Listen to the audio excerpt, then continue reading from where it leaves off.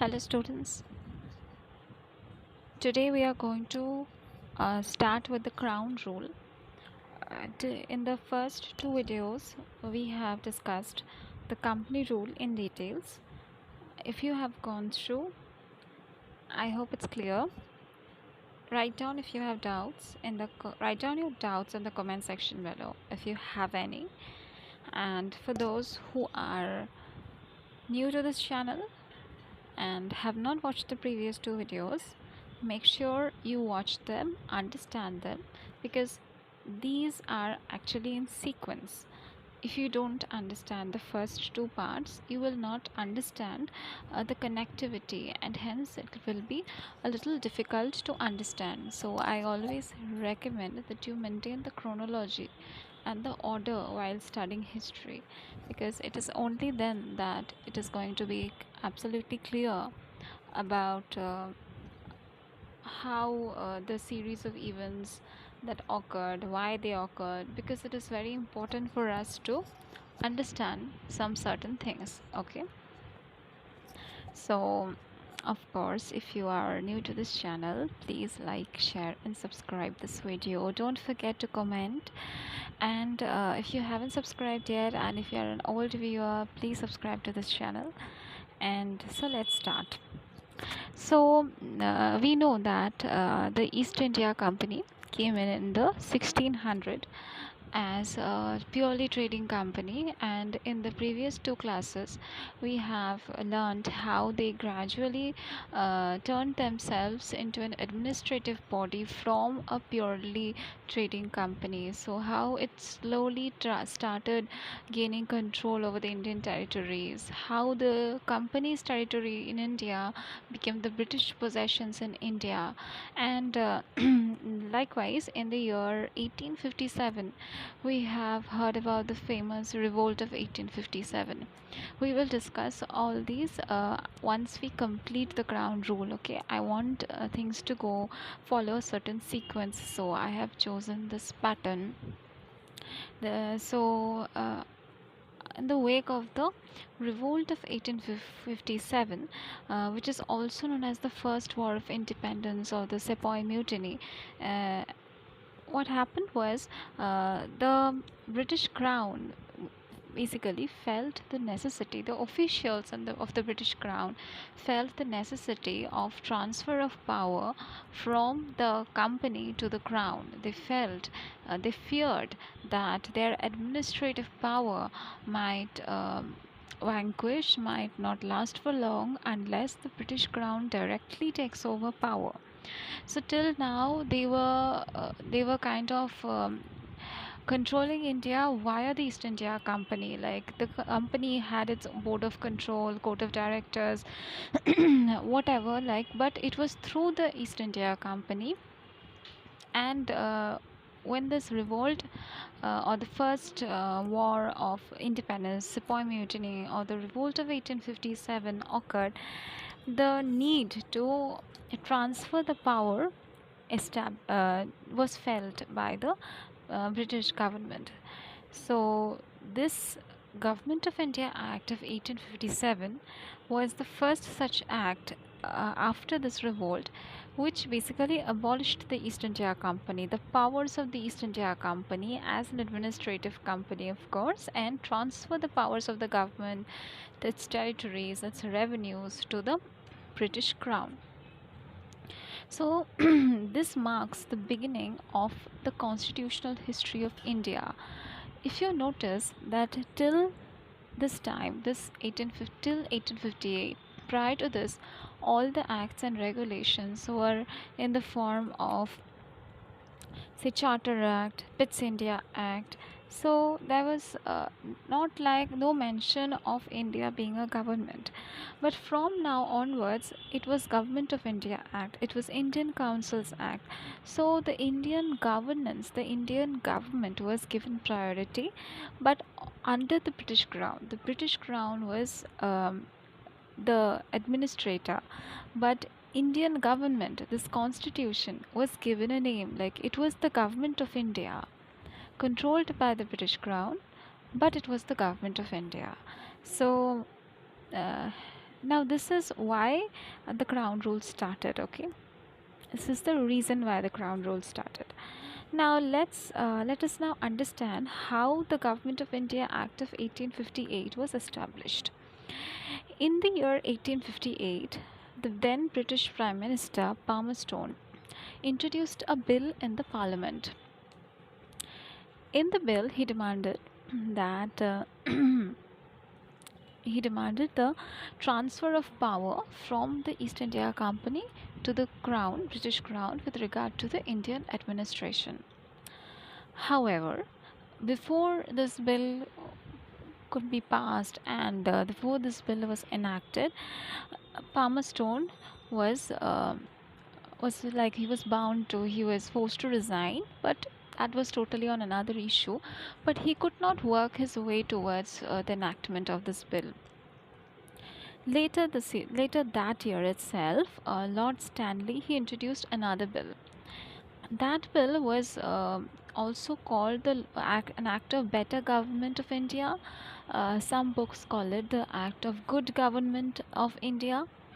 So remember the two names. Okay, they are both good books that say that it is the I one say this that it is the Act for the Good Government of India, and one writes it is the Act of Better Government of India. So let us remember both. Okay, and this act was passed on August 2, the second day of August in the year 1858. Okay. On the first day of September 1858, the Court of Directors of the East India Company had their last assembly, and the company issued its instruction to the servants and to the servants in the East, and finally offered themselves to the British Crown, because this territory of India, this land was basically this land was gathered and made, and this situation that now the British Crown could take over India, this situation was totally made by the East India Company. So it was a gift. It was to them it was a gift from the East India Company to the Crown. So the famous, like they said while offering themselves, that let Her Majesty appreciate the gift. Okay. So and likewise there was a speech, of course. So this is how this Government of India Act of 1858 got enacted. Now we have to learn about the features of that this act allowed. Now this act is totally about about the transfer of powers and the change in the government, the governance system. Okay. Now with the enactment of this act, the designation of the Governor General of India was changed to that of the Viceroy of India. The Viceroy of India was the direct representative of the British Crown in India, and Lord Stanley became the first Viceroy of India. I hope this is clear. Now, do you remember who was the first Governor General of Bengal? Then the Governor General of India. Who was the second Governor General of India? Write your answers in the comment section below. Make sure you revise these things. Make sure you go with the flow, maintain the connectivity, understand everything. Once you understand, there is less requirement for you to learn things by heart. It stays engraved in your mind, and you can easily recapitulate things once you start your revision work. Okay. So with this, the rule of company ended in India and that of the crown began. All the properties, all the territories of the East India Company was transferred to the crown. The system of dual government, that is of the Court of Directors and the Board of Control, one situated in London and the other in India. This system of dual government that was introduced and established by the Pitt's India Act of 1784 was ended, thereby abolishing the Court of Directors and the Board of Control. So this system of double government was abolished now. Okay. The next important thing is that the principle of the doctrine of lapse was withdrawn and liberty was given to the Indian rulers. But with but this liberty was subjected to the British supremacy. You have to maintain the, you have to like obey the British supremacy. You have to accept that you are under the British crown. I mean that these Indian rulers were under the British crown. So, but certain liberty was given. And we know that due to this doctrine of lapse was also one of the reasons why the revolt of 1857 occurred.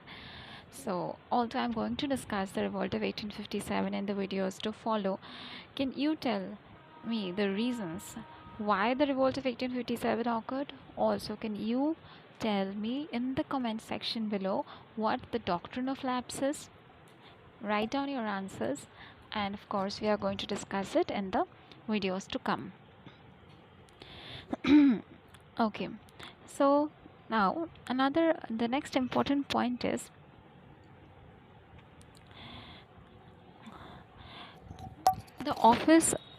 a new office was created. This office was that of the Secretary of State for India. The Secretary of State in India had the complete authority and control over the Indian administration. This Secretary of State was to exercise the powers. This office was to exercise the powers that was earlier enjoyed by the Court of Directors and the Board of Control. And he was to be a member of the British cabinet and was ultimately responsible to the British Parliament. So you see that how the British Crown established its own system of governance in India. India was now directly being controlled by the British Crown through a member of the British cabinet. And who was the first Secretary of State for India? Lord Stanley was made the first Secretary of State for India. He earlier served as the President of the Board of Control. I hope this much is clear. The next important point is a 15-member Council of India was established to assist the Secretary of State for India. This council was an this council was an advisory body. The Secretary of State was made the chairman of this council. Now, out of the 15-member Indian Council that was established to assist the Secretary of State, 7 were to be elected by the erstwhile Court of Directors, and the rest 8 were to be appointed by the Crown. Now, there were conditions. There were criterions, like eligibility criterions. What were they? More than half of the members, like 15 by to like 7 or 8 or more members, more than half of the members must have lived in India for 10 years or more, and they must not have left the country for more than 10 years before the date of appointment. So why was this so? Because they were to assist the Secretary of State in his administration, and these people had to be some officials who had resided in India and they were aware of the political and regional situation of the country, because they were an advisory body. While the Secretary of State, we know, was a member of the British cabinet, so he needed regional people who were also Britishers. So these regional people must have had the experience of dealing with the matters, must have resided in India for a longer time. Hence, such conditions were laid down. Now, talking about the remuneration, each member was paid €1,200 a year out of the Indian revenue. Okay. The Secretary of State had a lot of powers. He was to preside over the meetings of the Indian Council, because clearly he was the chairman of the Indian Council. So this 15-member Indian Council. So he had the power to vote. He also had the casting power of vote in case of a tie. Like we know what happens in our today's Lok Sabha Rajya Sabha system. We know who casts a vote in our governing bodies in case of a tie. Are you aware? Have you read Indian polity?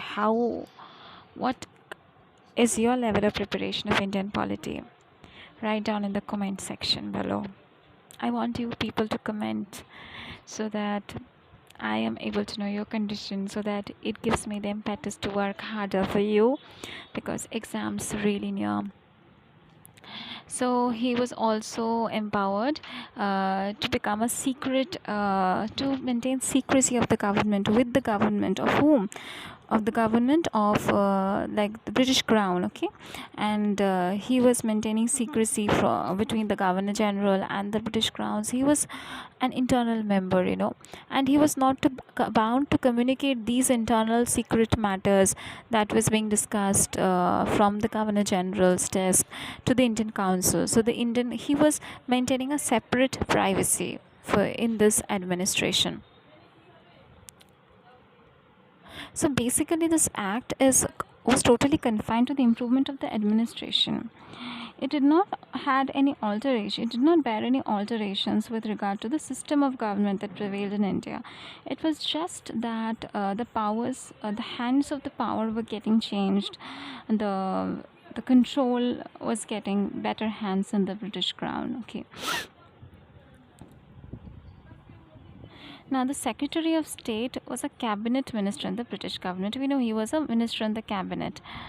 And his agent in India was the Governor General of India. So, Governor General was basically in India. A Governor General of India was the agent of the Secretary of State. And also, there was a 15-member Indian Council assisting the Secretary of State. Okay. Now the Governor General was much alike today's governors. How today's governor works as representatives of presidents in India. So likewise, the Secretary of State was much alike the president, the position of the president, and the Governor General was much alike the today's position of the today's governors that we had. Okay. Now the Governor General of India, he had the responsibility of maintaining the administration in India. He was to communicate to the Secretary of State. He was supposed to give the secret information, messages, dispatches to the Secretary of State. Okay.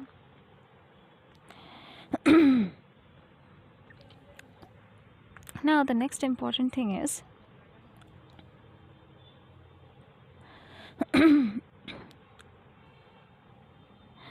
the office of Viceroy was also created to to parley with the princely states as well. Now both the offices were to be held by the same person. Now why was this so? Because there was a conflict. There was usually a conflict between the Governor General and the Chief Justice of the Supreme Court of Calcutta, that is the Supreme Court of Fort William, in the initial days of the East India Company.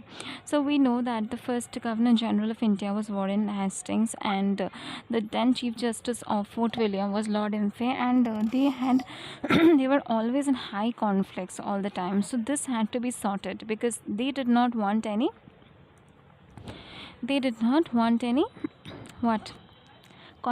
internal conflict within that administration. And as I already said, that the Viceroy, the Governor General of India, the designation was changed to the Viceroy. Now this Viceroy was responsible to the Secretary of State in India. So now there was no Governor General. That position was given to the Viceroy of India. So he was acting as the governor, giving information to the Secretary of State. Clear? Now the Viceroy had a 4-member executive council. He had high officials.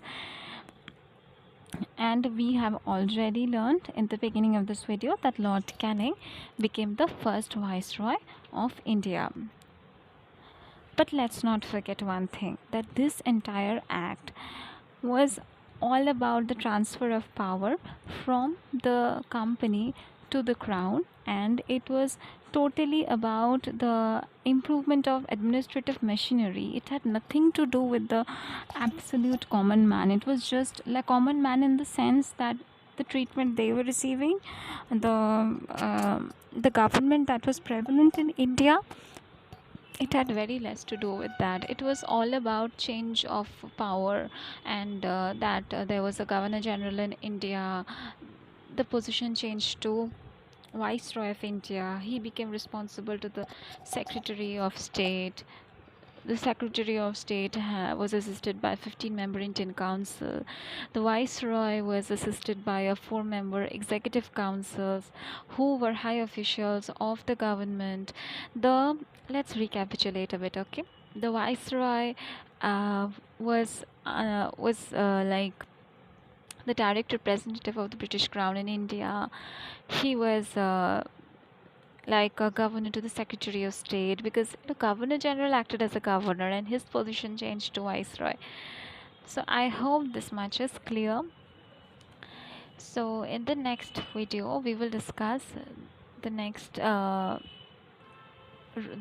uh, acts of the crown rule. Till then, keep learning, keep revising. Like, share, subscribe, comment in the comment section. Stay engaged and read and work hard for your examinations. Wishing you all the best and good luck. Thank you so much for watching.